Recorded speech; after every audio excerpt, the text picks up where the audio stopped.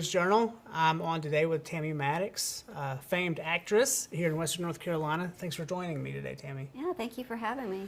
So, what got you into acting? How did you get started? Well, I've always been into acting, even as a child.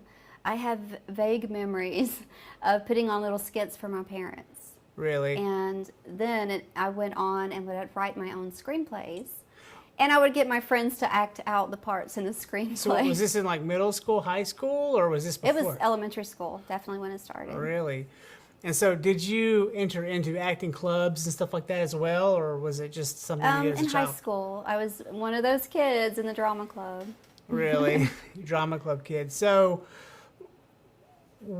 how did you make the leap from drama club to professional actress? And how long did it take?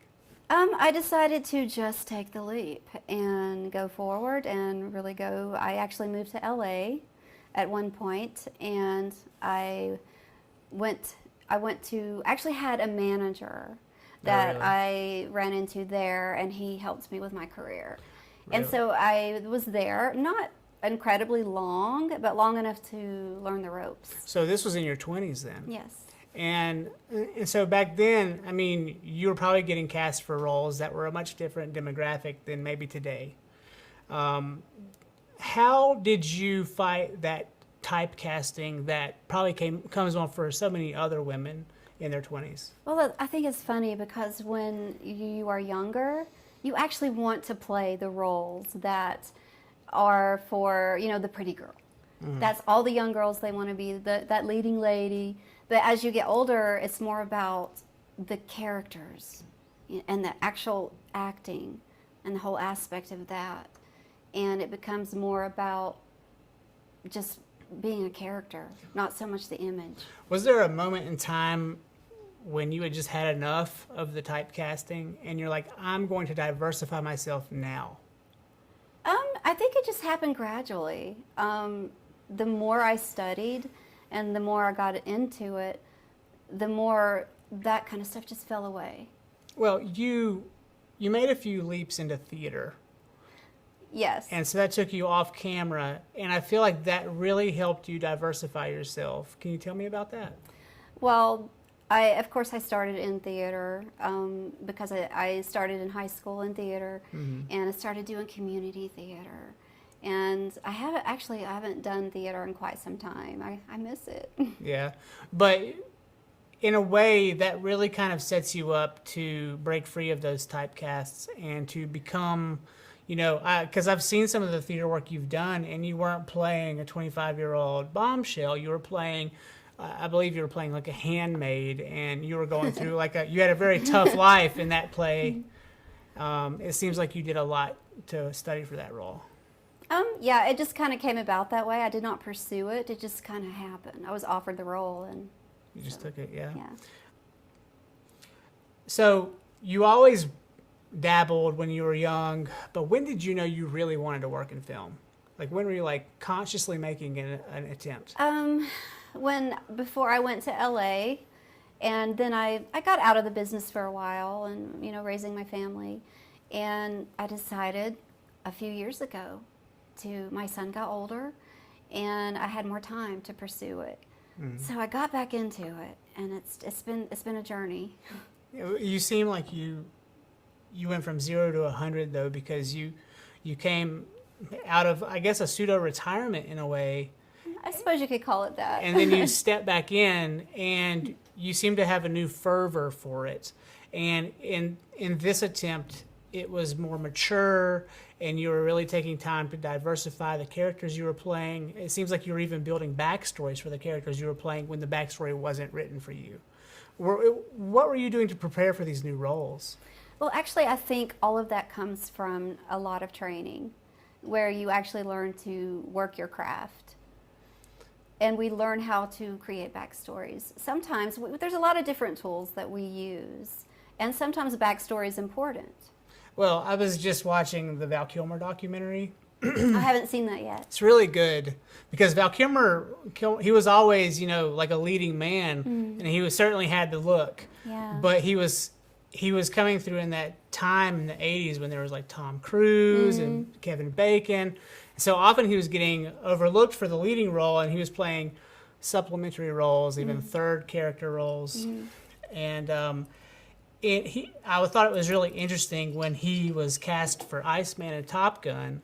Iceman was really a blank canvas. He was just supposed to be an arrogant pilot competing with Maverick for the trophy at the end of the movie. Right. But he went out of his way to build this backstory that no one really knew about. It wasn't even mentioned in the film, where his father, Iceman's father, actually never showed him any appreciation or love and ignored him all the time.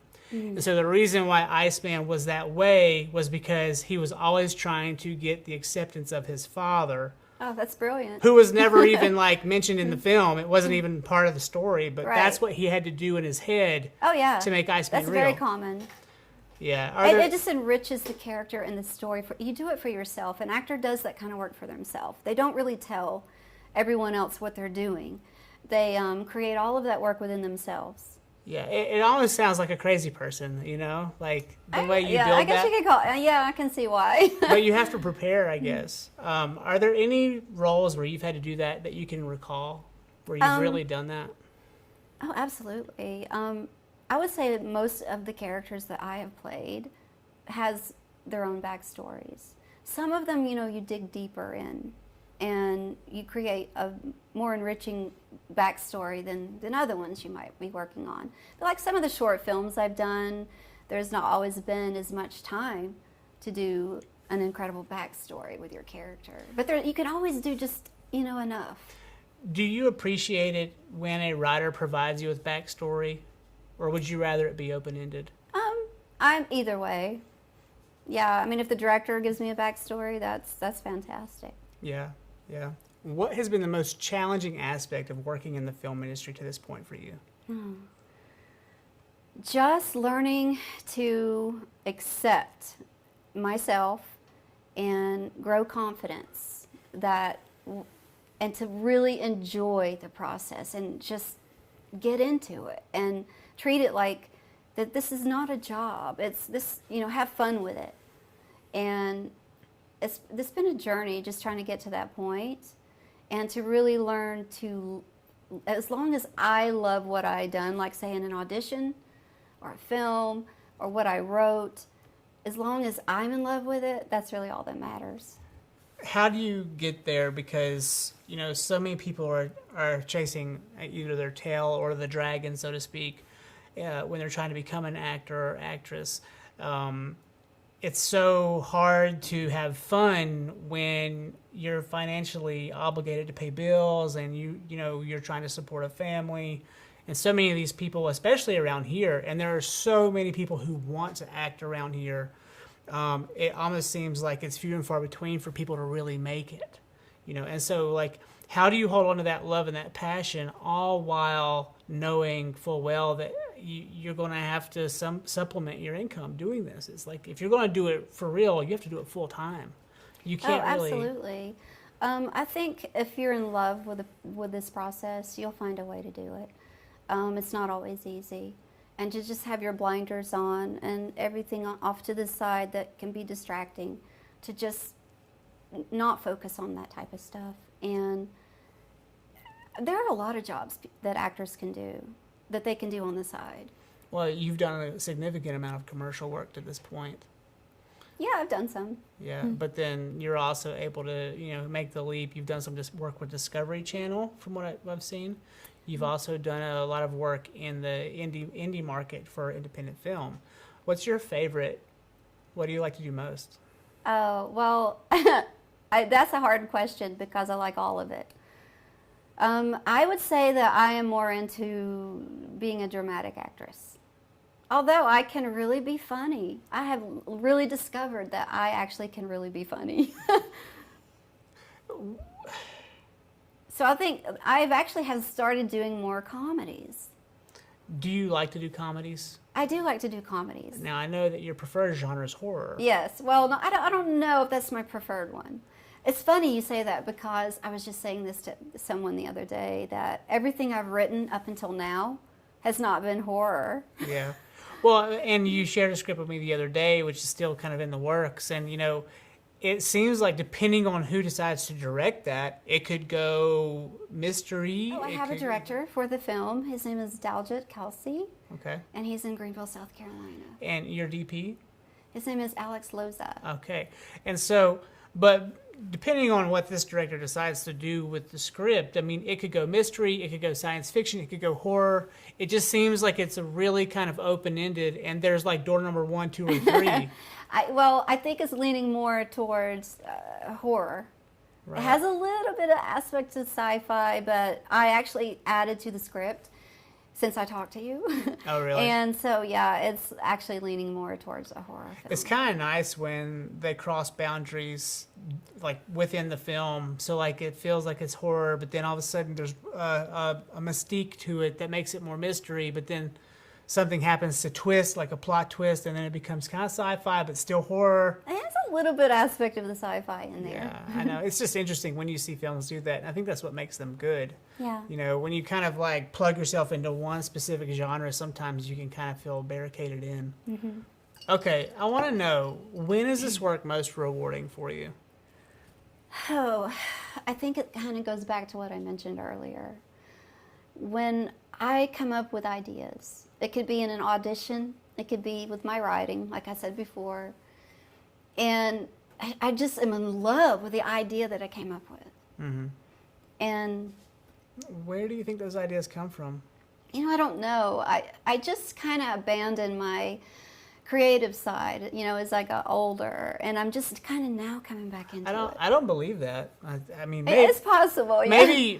maybe because I mean, you've you know reinvented yourself as an actress here, you know, in like I guess we'll call this the second part of your life. I mean, if there are 3 parts, I feel like you're still in your second part, right?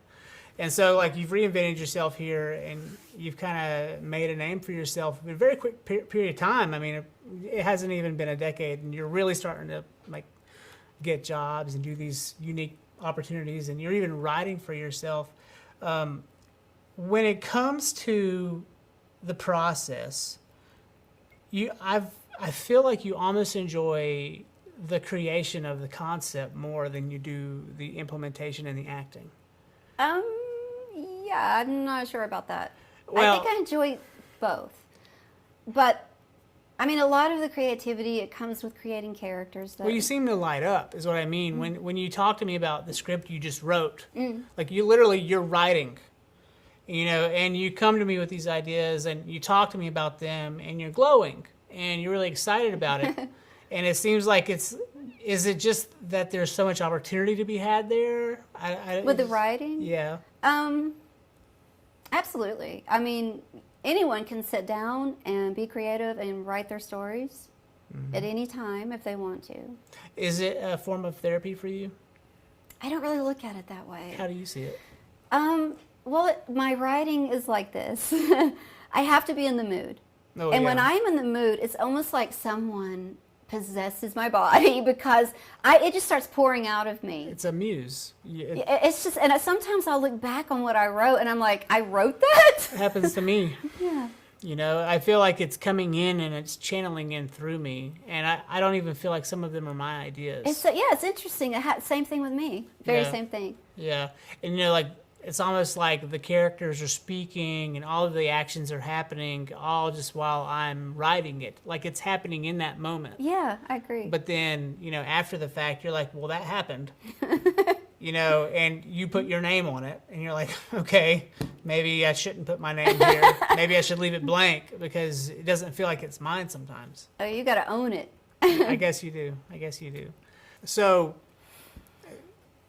I mean, you have an acting career now that's rounding 2 decades. Yeah?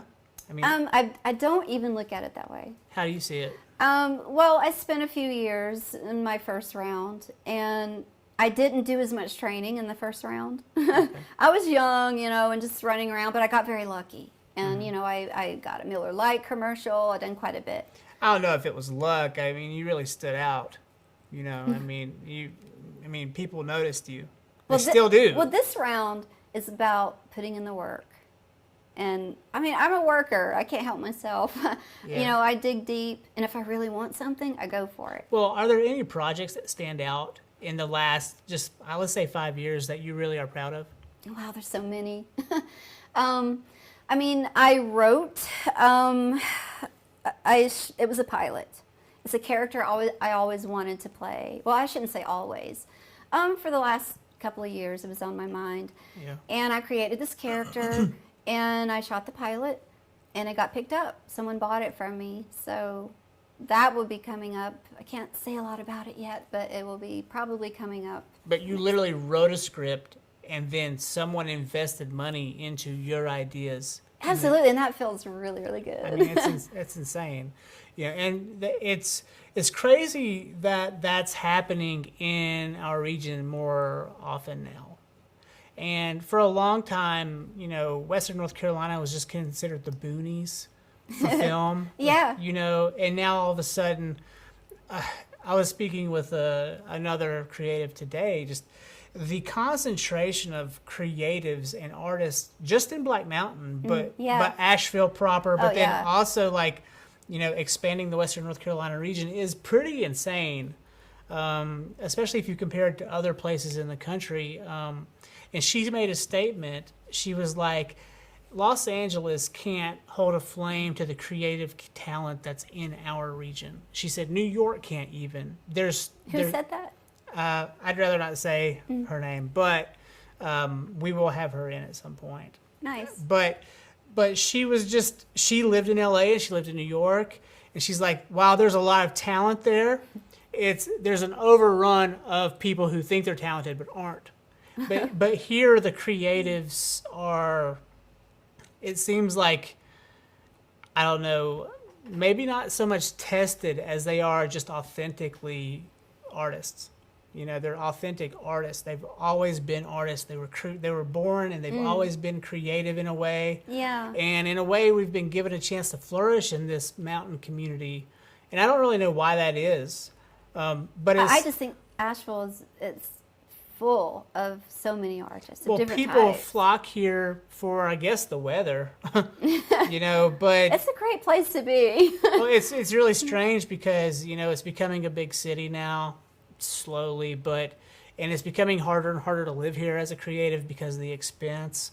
But you're seeing people move out to Waynesville and Bryson City and down to Greenville and up to Johnson City and Black Mountain, and then even down into parts of Marion and even Hickory. And so you're seeing all these creatives kind of create like a boundary line, and then in the middle, you know, everyone comes to Asheville to do whatever they have to do. But everyone kind of lives in their own, like, holler, I guess. Yeah, I mean, I haven't really thought of it that way, but I know I personally have worked with quite a few people that are very creative and generous people in Asheville. Well, you seem to be getting yourself into a clique with a group out of Greenville. Yeah, there's some great creative people in Greenville, South Carolina. It's like, I'm surprised at what I'm seeing coming out of the Greenville market. And you know what Greenville market, what is that? It's just the same market as ours. It's just an hour away. But it's just like, and they're young and they have a lot of energy, and they, you know, but they've all seemed to take a liking to Tammy Mattox. Oh, I don't know about that. Oh, I think they our are. paths have just crossed. And we're getting to know each other. I don't believe it. They're like, call Tammy, get her here. And well, some of my work I've done with Silas Rowland, and he is in Greenville, South Carolina.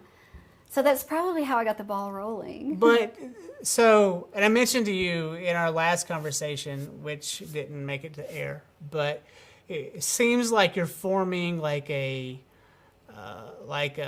film troupe, if you will, like you would see in I don't know, Clerks, like the Jay and Silent Bob type of guys. You know, they make those funny movies, but they're real creative, and they all kind of stick together and they make their films. I kind of feel like I'm seeing that with your group. And I think this group is really growing the film community in Greenville, South Carolina. With these guys, do you have anything in the works? Is there anything you're planning to do that you're getting ready to like kind of start launching? Oh, the horror film. Those guys are from Greenville area. Yeah. So that's coming up, and we start principal photography in November. November, okay. We're in the middle of the casting right now, locking down location. Okay, and so do you have any locations in mind? I do. We have several that we are Can checking you out. talk about them? Are there any? Not really yet, no. Well, can we talk locations? Because it Sure. seems like we're chock full of them here in the mountains. I mean, I don't want to blow it, but you're like, hey, you got a tunnel somewhere? I'm like, do we have tunnels? And then you've got tunnels. Yeah, it seems like quite a few in the area. Yeah, and then I see you online and you're showing these caves that look like, Sasquatch lives in. Yeah, that's perfect. Yeah, and so it's just really interesting. Ridge Journal is piecing together a location finder, and it's been, okay. it's taking time, and we're doing video featurettes right now of locations around the region. Oh, that's great. Yeah. And it'd just be really nice. Are there any locations that really come off the top of your head that like you think people should know about? Not off the top of my head. I just think if you need plenty of mountains, you're in the perfect area. Yeah, and if you drop down to Greenville, you can get stuff down in the flatlands too, and it's all right there. We seem to have lots of nature around us. However, if you want to make something look like you're in the big city, where would you go around here? Would you have to go to Charlotte to do it, or could you do it here in Asheville? You might could even do it in Asheville. Depends on how big of a city You'd probably have to isolate, right? And so you'd have to figure out a way to make that look bigger than it is. But it seems like people are getting away with more now with less. So Yeah. Okay, so you were with that gang from Greenville just last weekend. For the 48-hour film challenge, yes. And you did the 48-hour film challenge. And what was the genre that was chosen? Okay, so we had drama.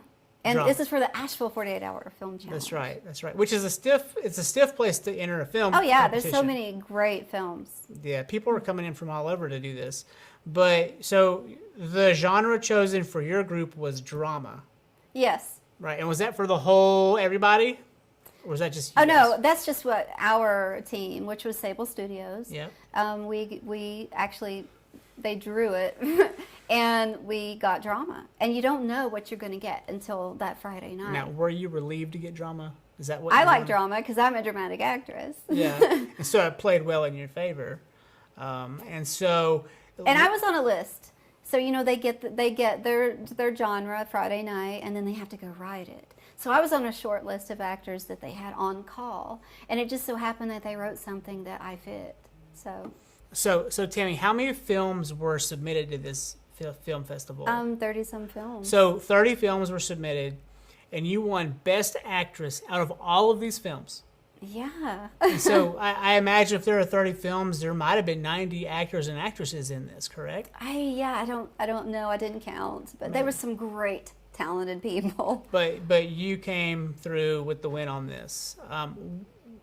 You really didn't have much time to prepare. Were you just resting on your skill set here? How did you do that? I think a lot of my training helped me to show up on set and just do things on the fly. Now, we have a scene pulled out, and we're going to show it right here. Is that okay? Sure. All right, so let's go ahead and pull that up. You was still as wild as you were all those years ago? It may have been wild, but now I'm just crazy. You're not crazy. Everybody's crazy. As artists, we just express it. Everybody else suppresses it. Oh, you've always been like a poet with your words and your brush. Oh, I learned everything from you.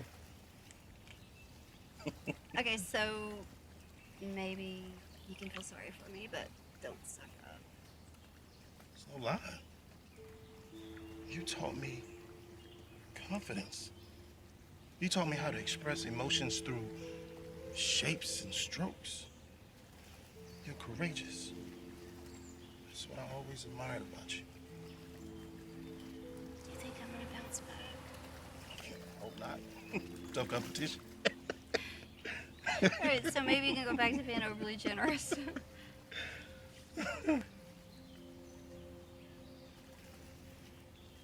Do you want to bounce back? Yes, Then you will. I completely lost it. You haven't. If there's a desire in your heart and the blaze still burns, you have to get over whatever roadblock that's up there or extinguish what lies there. You need to go get help. been doing everything. I've been trying. I mean, Judas helps me when I let him. But I don't know what to do. First of all, you need to go to your doctor and tell him it's not working. Okay. I will. Promise. Yes.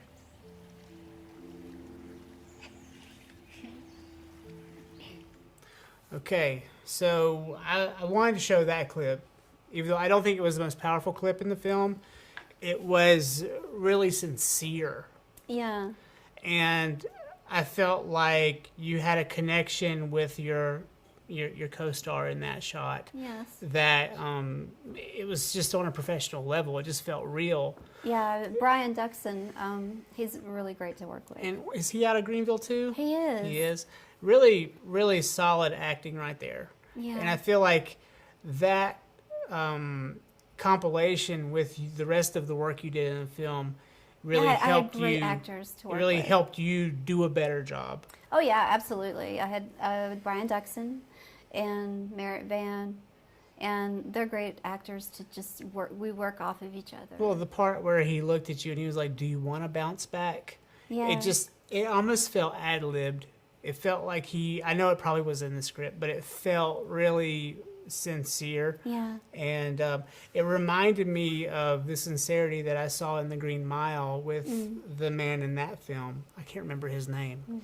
But him with Tom Hanks and their back and forth. Yeah. It felt really sincere in that film too. Yeah. So I don't know. I'd like to have him on. What'd you say his name was Brian again? Duxon. Brian Duxon. We'll see if we can talk to him.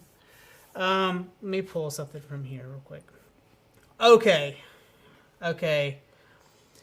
How did you adapt post-pandemic in 2020? What did you do to fix all of the things that were happening around you and make yourself better? Actually, it's kind of funny because during the pandemic, it opened up doors for me. I was able to train with a lot of different people over Zoom, Yeah. and I had to build my own studio. You see what we did here? Yeah, so I had to, Yeah. I had to learn how to tape my own auditions at home. Yeah. So it was a process. It was a huge learning experience. Is there anyone you can credit that helped you with taping your auditions, that helped you learn how to tape them?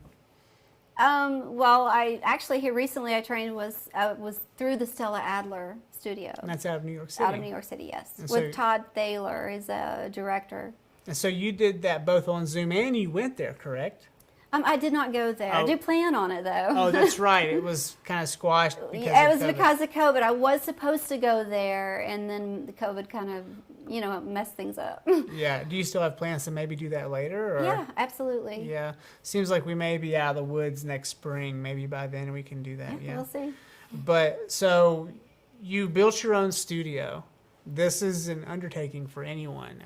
Just the fact that you had the space to do it really was a big win. Oh yeah, I'm very lucky. Yeah, some people don't have that luxury, and so they're working in a closet or in the corner of a bedroom or something like that. But you were actually able to take a space in your home and just dedicate it to studio, which I've done also. But in that process, you acquired some camera equipment, some audio equipment, backgrounds, Yeah. and all that stuff. And so now you're in a place where you can really hit the ground running. Oh, absolutely. And it seems like that might have picked up the amount of work you can apply for, whereas before you might be going in person, right? Oh So- yeah, things have changed. I mean, here in the Southeast for a long time now, actors have been taping their auditions instead of Yeah. doing in-person auditions. Yeah.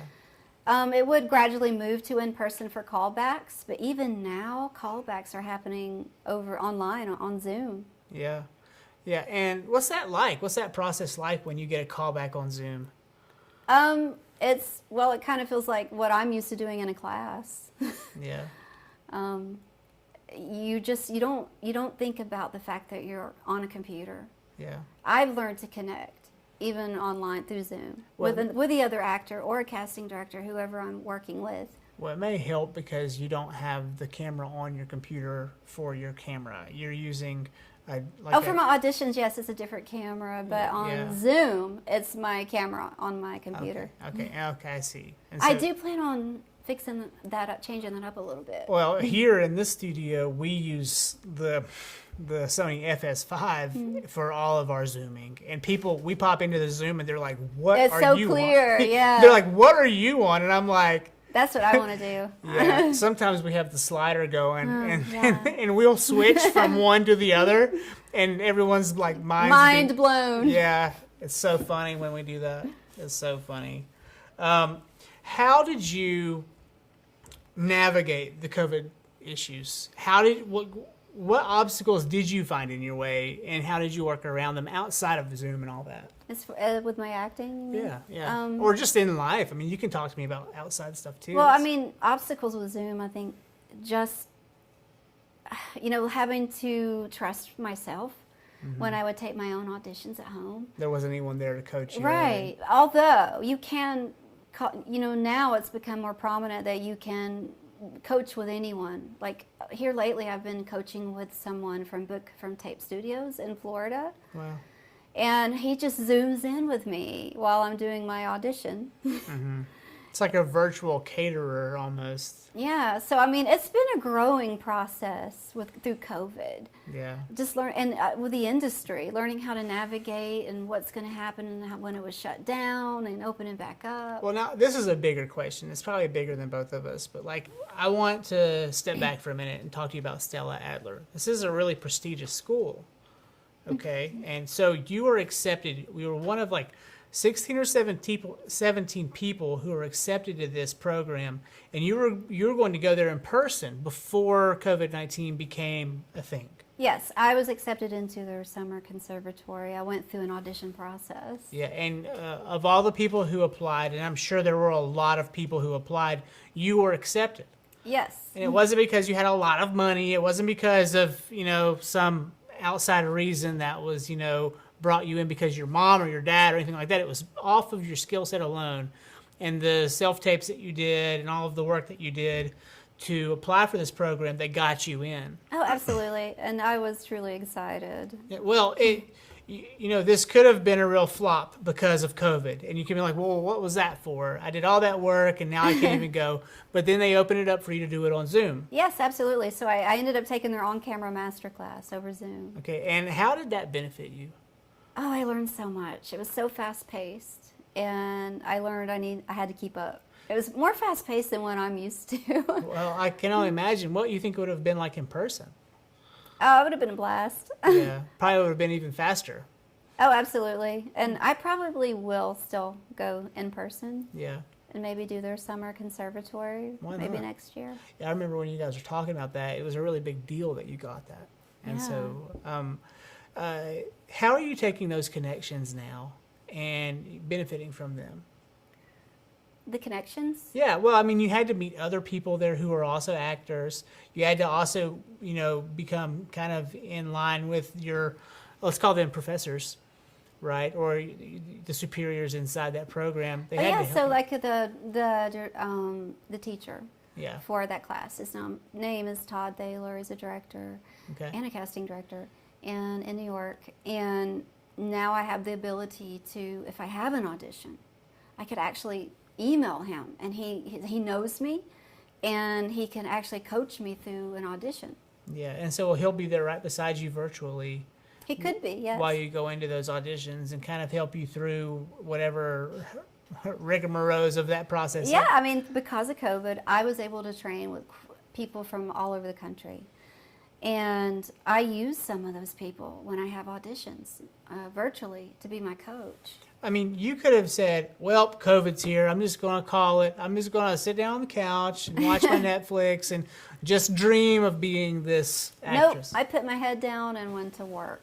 And I did even more training than I would have if COVID had not happened. I mean, how many people did give up, though? And that's so sad, I mean, I understand. I mean, did. the rug was pulled out from under them. It was a great excuse to quit. We were all scared. We all didn't know what was going to happen. We certainly didn't know what was going to become of the industry. Mm-hmm. It was shut down. I mean, it's still not really what it was. I mean, people are still having a hard time getting the jobs to go through.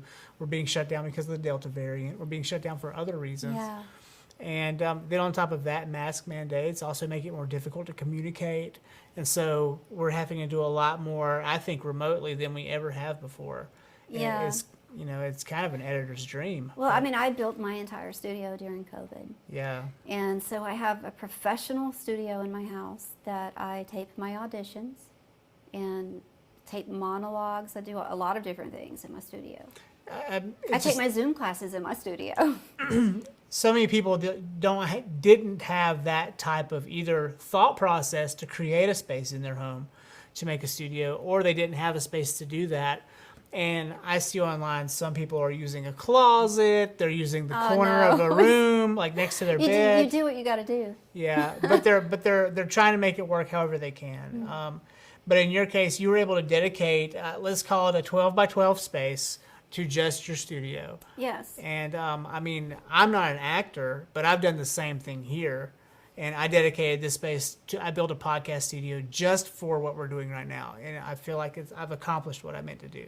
And so I'm just going to keep doing that. Yeah. But Silas built his own studio, and you saw this movement, and we were always it was adapting. Everyone started to adapt to the situation. Well, I mean, I was on my phone, and I'm like, oh, that looks cool. I like what he did. Oh, I like what she did there with the rollers. Like, you inspired me to put the roller in right there. Because guys, you did your rollers, and then I go over to your house, and I'm sitting there with Jerry, and I'm like, huh. And then I go and I spend the $300 to get that up on my wall. And so now I have, and I use it as a separate tool. It's like not a backdrop for me. It's literally my projector screen.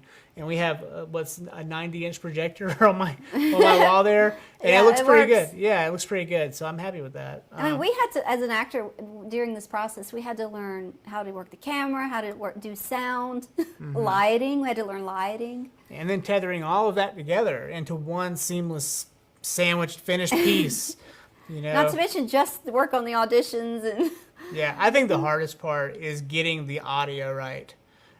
Even in here, like I have this mic going and that mic's dead. We had to lav her. Improvise. We had to improvise and provide her with a lavalier. That's not what I wanted to do, but it works. And I use a lav mic for my auditions. Yeah, your outfit's perfect. Can't see the lav at all. But it's a nightmare because in my case, I have cables that fail. And so you don't know they fail until after we've already talked for 3 hours. And so, there you go. And so it's tough, when you're going through all these moving parts to make it work. But I think once you lock it in, it's golden. So more power to you. It looks great in here. Thank you. It looks great in yours. We should go check it out. So Tammy, is there a role that you've written or read for that really stands out to you that you had the chance to play? Yes, there's a particular character that I have been thinking of for a couple of years. I watched a documentary about a guy named Daniel Tammet, and he is a brilliant autistic savant. Daniel Tammet? Tammet, yes. Okay. And I became so intrigued with it. This guy's mind is brilliant, and I was so interested in the way his mind works. So, does he have glasses, a bigger guy? No. No, I was thinking of a different person, sorry. But I created a character, her name is Earthel, and I ended up shooting the pilot. She is an autistic savant doctor, and I ended up selling that story. So now it's going to be developed into something else. Okay, so why autism? Why did you go there? Because that's a touchy subject, Like, if you don't do that right, it can give you a lot of heat. Like, you can get in trouble. Yeah, it was a fun line to walk. Yeah, you seem to walk it. Yeah, I mean, I was concentrating on creating an interesting person, and a likable person. Yeah. And so, how did you study for this? Because you're not autistic. Like, how did you prepare? I came up with her mannerisms and the way she speaks, how she acts, how she moves. That's just part of creating a character. Yeah. And the whole time I wanted her essence to be likable and the brilliance there. I like to talk about dreams a lot with all my guests. I want to know, have your dreams shaped or molded any of the projects that you've created? My dreams have not shaped or molded any of my projects. Wait, hold on. Your dreams haven't, but whose have? My husband's dreams. What do you mean? Well, my latest script is based on one of his dreams. Oh, really? So he wakes up one morning and he's like, I gotta tell you this one. Well, yeah, because he dreams like in color, Same way. sound, and all, you know, my dreams are not quite like that. Yeah. And how did you do that? How did you take a construct of someone's, I guess, you know, deep imagination and put it onto a page? Well, it's funny because the dream he told me about, it just, you know, it just lasted a couple of minutes to what he had to tell me. So I had to turn that into a screenplay. Yeah. And bring characters with different personalities and, you know, an arc in the story. And What do you think compelled you to do that? I mean, you could be like, oh, cool dream. I think I didn't even realize I was just kind of in the space where I wanted to create something. I wanted to write something else. Yeah. And I didn't know what I wanted to write. And when I heard about the dream, I'm like, you know what? This sounds like a good film. Sometimes mine are daydreams, like, because I'll just, like, stare off into space. Oh, yeah, I can do that. Midday. And I'm like, oh, that's good. And I'll write it down, you know. But sometimes I'll have real dreams, especially, like, I had some really vivid dreams after my father passed away. And then I had a close friend of mine from high school pass away. He overdosed on heroin, and he came back to speak to me. Wow. Yeah. That's powerful. It was I didn't write it into a script. I just remember. It was just a personal thing. You Yeah. just kept in. But it was, like, really strong. And I had to meditate on that for a minute. But I bet. I personally feel like these dreams changed the course of my life. Really? Like, they come in a way, and they literally shift me in that direction where I would have been going that way. Wow, that's amazing. I wish I had that experience. I don't know. I mean, it's just some of them are really, you know, especially the ones with my dad. I can't. Yeah, I mean, they're that's just- special. Well, That he'll, is like- special. I'll have a really bad fight with my father-in-law, and he'll come to me in the dream, and he'll be like, I saw that. Oh, that makes me want to cry. And That's he'll amazing. give me a nod that my actions were true. You know what I mean? Whereas I would have been questioning those actions, and he's like, "No, you did the right thing." You know what I mean? That is just And so it's like, gold. well, like right after you might have heard me say this one, but right after my dad died in 2014, I flew home on a rope from Salt Lake City, and I was home by Sunday. Okay, so he died Friday, I think, maybe Thursday. I don't remember. But it was like literally that fast. And I'm home on Saturday, and then I wake up Sunday morning. And I thought I woke up, but really I was still in my bed, but I was in the dining room. And I was looking around, and in the doorway is what I guess is like my dad.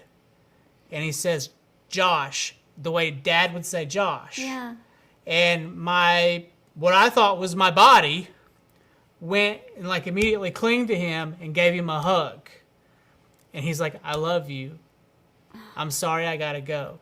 Oh my gosh. When he hugged me, I felt his stubble on my cheek, sharply, like cutting, like you would when Did your dad ever rub you? Like, did you ever get I know what you're talking about, yeah. And it was like, whoa. And when I felt the stubble, I woke up in my bed in my mom's house, and I was bawling. Okay, and it was but what's crazy is this. My eyes are closed in my dream. But you're seeing. No, hold on. My eyes are closed in my dream. I wake up, and it is a really, really bright Sunday morning. Like birds chirping, bright summer, like not summer, but late spring, like down in Hickory. So it's already hot. There's no clouds. The sun's coming in through the house. I wake up, same type of day. So how did my brain know that it was sunny and bright like that? How did my brain know it wasn't a cloudy day? Oh, you know, it makes you wonder Yeah. I don't know what's going on there. I didn't think about that. You know, how does it? But then, like, the question I have is, like, if he had been dead 3 days, his stubble would have been pretty serious.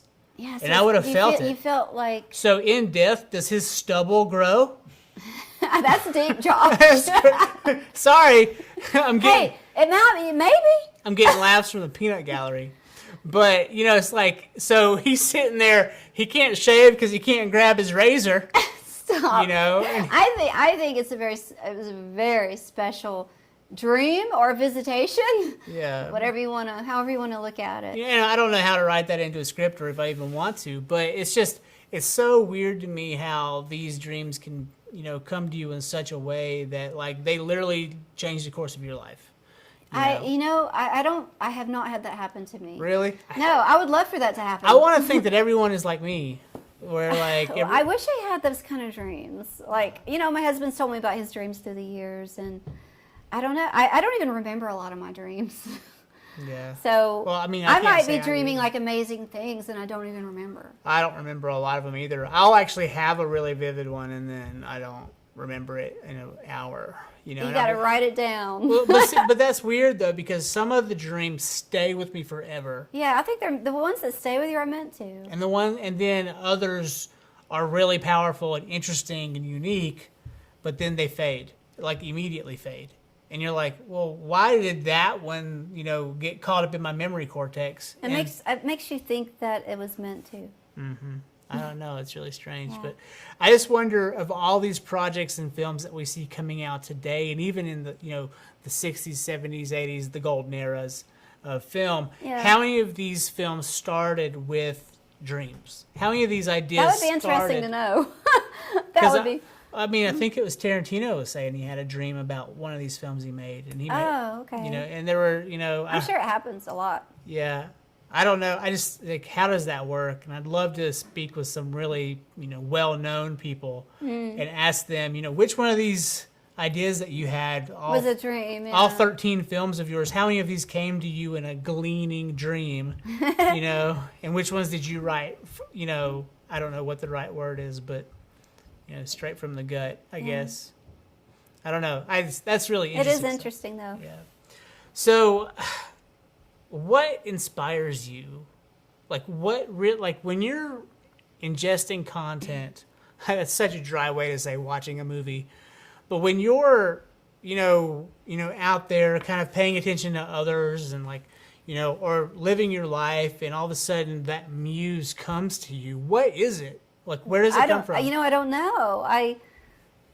There's been so many times. There's been a few times that I sat down on my computer, and my immediate thought is, I don't know what to write. I want to write something, but I don't know what it is. You just And if start. I'm in the right mood, it just starts coming out. That's how it is with my poetry. Yeah, isn't it? It's cool, isn't it? Yeah. It's like you don't even know where it comes from. Like I have looked back on some really cool scripts that I've written, and I'm like, wow, that's some great lines I came up with, you know, and a great story arc and things happening, and I don't even know where it comes from. Yeah, there's got to be somewhere out there it does. I don't know where that is, though. We're kind of wrapping up. I want to ask you, if there were one or two things that you would, you know, say to an aspiring actor or actress, what might they be to really get them on the right track? I would say start training, and do a lot of training, and believe in yourself. Don't let anyone tell you that you can't do it or that you're not good enough, because you are. That's what I would tell them. So repetition is important. Oh yeah, repetition's huge. So, you know, a lot of people are like, well, start training, but what does that mean? Like, do I need a coach? How do I get started? Like, Well, a you lot of can- them you are can- starting you with can look nothing. up well, it doesn't even matter where you live now, because you can train with anyone because of COVID online. Yeah. So just, you know, research different schools, different acting schools, because you can train anywhere.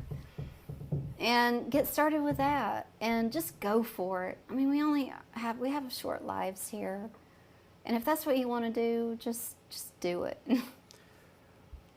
How much time do you think COVID actually saved you in the process of, you know, trying out for these parts? I mean, you did it all online. You didn't have to travel anymore.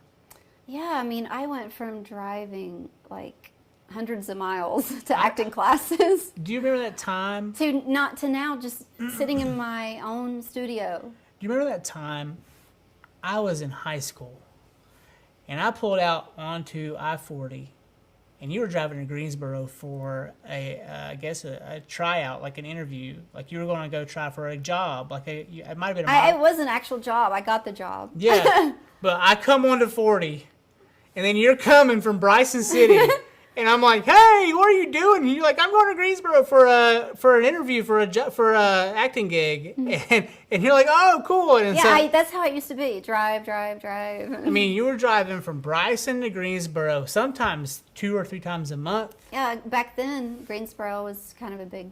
Back then my agent was in Greensboro. So. Yeah. And you know, Now my agent, I'm with JTA Talent, and they are in Charlotte. they're in Charlotte. That's still a drive. Yeah, I mean, I don't even have to drive there. We But- work everything out online or through emails. But was it that way before COVID? They actually would have some meet and greets, and where you Alright. could go hang out. But that'll probably get picked back up. Yeah, that's fine. Are there any parting words that you'd like to say here that we're at the end of this? Is there anything else that you'd like to say about where your career is going to go, or is there any projects coming up that you'd like to talk about? I'm really excited where my career is going. I mean, the whole world is my oyster. Yeah. And I have my short film that's coming up that is in like pre-production. My horror film is called The Ensuing. I also have another film that's called In the Woods Somewhere, and it was directed by Ethan Stafford. And that is about to come out of post-production, and it will be entering the film festival circuit. Are there any festivals specifically you're targeting? Right now, for me, because I did the festival circuit with my own films, I don't really have any other than the Shorty Film Festi that's coming up in Greenville, the Camelot with Theaters. Dominique. Yeah. Yes. Okay, cool. Well, I want to thank you for coming on the show.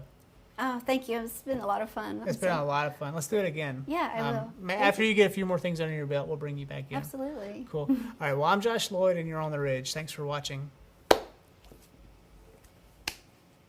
Cool. I flexed.